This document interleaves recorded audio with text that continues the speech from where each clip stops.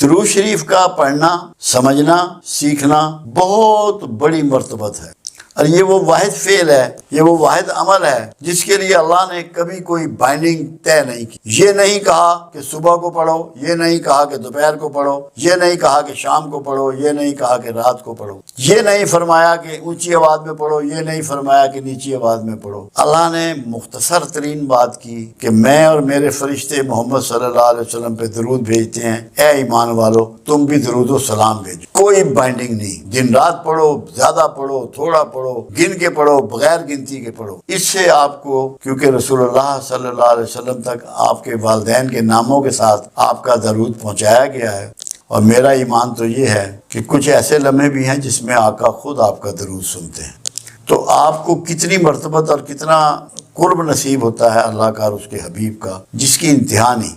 مگر آپ اگر یہ سمجھیں کہ اس کی بنیاد پہ آپ ولی اللہ بن جائیں، جہاں تک ولی اللہ بننے کی بات ہے، آپ انتہائی نیک اور برگزیدہ انسان ہو سکتے ہیں، متقی ہو سکتے ہیں، مومن ہو سکتے ہیں۔ ولایت تو ایک ایسا نصیب ہے جو لوگ لے کر پیدا ہوتے ہیں، جس طرح پیغمبر پیدا ہوتے ہیں کہ پیغمبر جس کے مقدر میں ہے وہی پیغمبر ہوگا، کسی اعمال کے نتیجے میں وہ پیغمبر کے رتبے پر فائز نہیں کیا جاتا۔ ایسے اولیاء اللہ بھی جو ہیں وہ پیدائشی طور پہ اللہ ان کو یہ چیز، یہ نعمت گرانٹ کرتا ہے۔ یہ الگ بات ہے کہ ان سے دنیا میں بہت سی پرہیزگاری، بہت سا تقوی، بہت سی عبادات، بہت سی قربانیاں، بہت سا صبر کے ذریعے ان کو آزمایا جاتا ہے، ان کی یہ ٹریننگ دی جاتی ہے، جس کے بعد انہیں ولایت پہ فائز کیا جاتا ہے۔ آپ یہ اچھی سی امید رکھیں کہ درود شریف پڑھنے سے آپ یقیناً اللہ کے ساتھیوں میں، اللہ کے ولیوں میں، ولی میں نے ہوتے ہیں مددگار کے، جو دین کے بڑھاوے کے لیے کام کرتا ہے وہ ولی اللہ ہے، جو برائیوں کے بڑھاوے کے لیے کام کرتا ہے وہ ولی شیطان ہے۔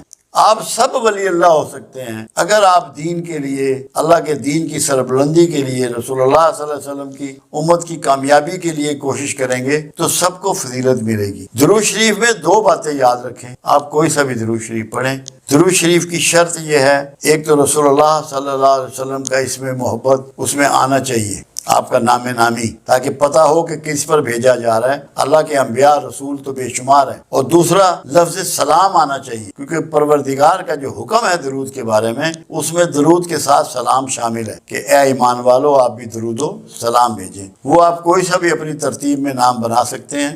رسول اللہ کے لیے رحمت اور برکت اور سلامتی مانگنی ہے، اور اللہ سے یہ آرزو کرنی ہے۔ آپ کروڑوں کی تعداد میں اس میں سلام بھیج سکتے ہیں، جو مرضی، جتنا کریں گے اتنا کم ہے۔ یہ تو ایسی مٹھاس ہے کہ جو بڑھتی ہی چلی جاتی ہے، اس کی جو ہے پیاس بھی بڑھتی چلی جاتی ہے۔ تو اللہ کرے کہ لوگوں کو رسول اللہ، درود شریف کے بارے میں ایک بات سمجھ لیں، درود شریف آپ کا تب مکمل ہوگا کہ رحمت للعالمین کی رحمت میں سے آپ حصہ پائیں، اور اللہ کے رسول کو یا مخلوق کو کوئی زحمت نہ دیں۔ زحمت دینے والا کا درود شریف مکمل نہیں ہے۔ مکمل تبھی ہے کہ جب رسول اللہ کی سنت رحمت کو اپنائیں اور رسول اللہ پہ درود شریف بھیجیں۔ اللہ آپ کو بہت نوازے گا، بڑے کرم فرمائے گا، آپ قرب الہی آپ کو نصیب ہو جائے گا۔ اللہ کے قریب ہونے کے لیے تو قرآن نے ایک بات واضح کر دی سورہ بقرہ میں، جب شیطان سے پروردگار عالم کا مکالمہ ہوا اور شیطان نے کہا کہ میں تیرے بندوں کے راستے میں بیٹھوں گا، دائیں سے بائیں سے آگے سے پیچھے سے انہیں گھیروں گا، تو پروردگار عالم نے فرمایا کہ جو میرے بندے ہیں تو ان کا کچھ نہ بگاڑ سکے۔ اللہ نے وضاحت دی، وہ بندے ہیں میرے جو اخلاص رکھتے ہیں، مخلصین۔ اگر آپ لوگ ولایت حاصل کرنا چاہتے ہیں، ولی بننا چاہتے ہیں، تو اللہ سے اخلاص اختیار، اللہ کے مخلص بندوں میں شامل ہو جائیں، وہی آپ اس کے مقربین میں شامل ہوں گے۔ اور دوسرا، دو کام اور کریں، سیلف مانیٹرنگ شروع کر دیں، اپنا احتساب شروع، سیلف مانیٹرنگ، پھر اپنی سیلف نیگیشن، اپنی خودی کو، اپنی ذاتی خواہشوں کو چھوڑ دیں، اللہ کی خواہش پہ چلنا شروع کریں، اللہ کے لیے دینا شروع کریں، سب کام اللہ کے لیے کر دیں۔ آپ کا کوئی فعل، جاگنا، سونا، کھانا پینا، چلنا، اٹھنا بیٹھنا اللہ کی مرضی کے خلاف نہ ہو۔ ایک بات آپ کو بہت اچھی طرح سمجھ ہونی چاہیے کہ معاف کرنے والا اعلیٰ ضمیر کا اور اعلیٰ ظرف کا مالک ہوتا ہے۔ کوئی معاف کرنے سے اگر کوئی اس کو غلطی سے کمزور سمجھ رہا ہے یا بزدل سمجھ رہا ہے تو یہ سمجھنے والے کی بیوقوفی ہے۔ معاف کرنے والے کا کوئی پرابلم نہیں ہے، اس کی عزت نفس میں اضافہ ہوا ہے معاف کرنے سے۔ کیوں؟ معاف کرنا اللہ کی سنت ہے، رسول اللہ صلی اللہ علیہ وسلم کی سنت ہے، اصحاب رسول اور دیگر انبیاء کرام کی سنت ہے، اور یا اللہ کی سنت ہے۔ کوئی معاف کرنے والے کو یہ احساس نہیں ہونا چاہیے کہ لوگ مجھے بزدل سمجھیں گے۔ اگر کوئی سمجھ رہا ہے تو وہ بیوقوفوں کی جنت میں رہتا ہے۔ معافی بڑے لوگوں کا کام ہے، بڑے ظرف والوں کا کام ہے، اور بڑوں ہی کی سنت ہے۔ اس وہمے میں کبھی مبتلا نہ ہو کہ آپ کی عزت نفس مجروح ہو رہی ہے کہ لوگ بزدل سمجھنا شروع ہو گئے ہیں۔ یہ شیطانی عمل ہے۔ جیسے شیطان آپ کو جب آپ اللہ کی راہ میں خرچ کرنے کے لیے نکلتے ہیں تو روکتا ہے کہ تو خرچ کرے گا تو تو غریب ہو جائے گا، غریبی کے ڈر سناتا ہے، ایسے ہی شیطان معاف کرنے والے کو یہ ڈر سناتا ہے کہ تو کمزور ہے، تو بزدل ہے۔ ایسا نہیں ہے۔ سب سے دلیری دنیا میں جو ہے وہ معاف کر، سب سے دلیر وہ ہے، باہمت وہ ہے جو معافی دیتا ہے، اور نصیب والے ہیں وہ لوگ جو معاف کرتے۔ اللہ کے ہاں جتنی معاف کرنے والے کی قدر و منزلت ہے دنیا میں کسی کی نہیں ہے۔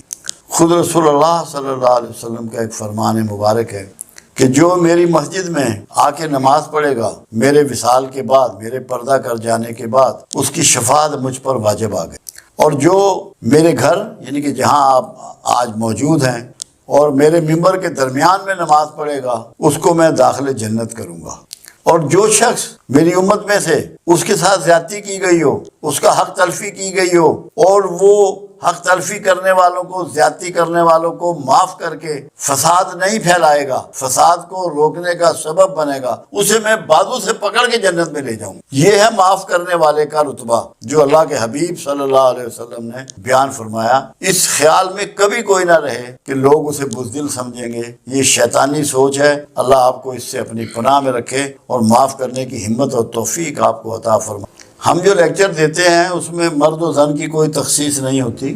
جہاں بھی ہمارے لیکچر ہوتے ہیں بڑے لیول پہ اداروں میں، اپنے لاہور میں ذاتی ارینج کر کے یا مختلف جو لوگ ارینج رکھتے ہیں، عورتیں اور مرد سب مخصوص ہوتے ہیں، اور قرآن حکیم اور رسول اللہ صلی اللہ علیہ وسلم کا تمام پیغام، تمام احادیث، تمام سنتیں مرد و زن دونوں کے لیے ہیں۔ اللہ نے کوئی ایسی تخصیص نہیں کی کہ جو ہدایت دی جا رہی ہے وہ صرف مردوں کے لیے ہے یا صرف عورتوں کے لیے ہے۔ عورتوں کی دوزخ میں تعداد کی وجہ صرف ایک بیان کی گئی، اس کو آپ سمجھ لیں۔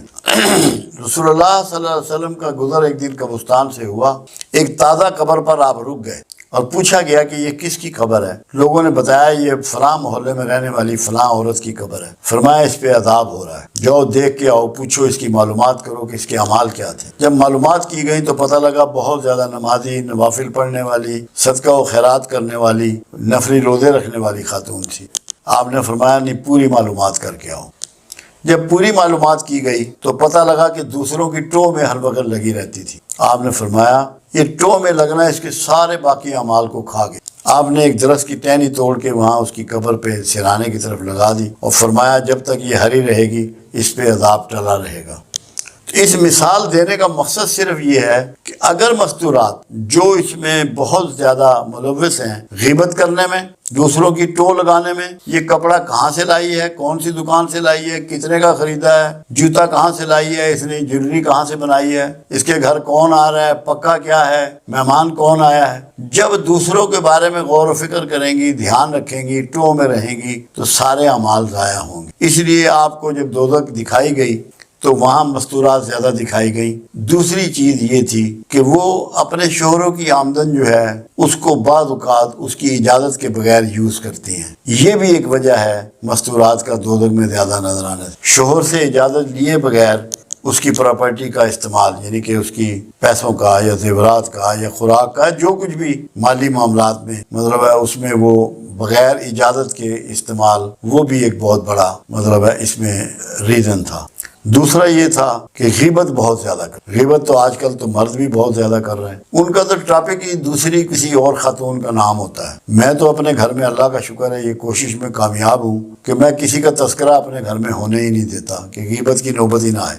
کسی بھی غیر حاضر کا تذکرہ ہم یہاں بھی نہیں کرتے. مرکز میں بھی ہماری یہ عادت ہے کہ ہم اس دوسروں کی بات نہیں کرتے، کیونکہ ہم جو بات سامنے نہیں کر سکتے وہ پیچھے کیوں کریں. تو غیبت بھی بہت کرتی ہیں، جھوٹ بہت بولتی ہیں، ٹو میں رہتی ہیں. اللہ انہیں ہدایت دے، ان کو سمجھ دے کہ اپنی ذاتی زندگی گزاریں، دوسروں کے معاملات میں بالکل دلچسپی کا اظہار نہ کریں، تاکہ دوزخ میں جانے سے محفوظ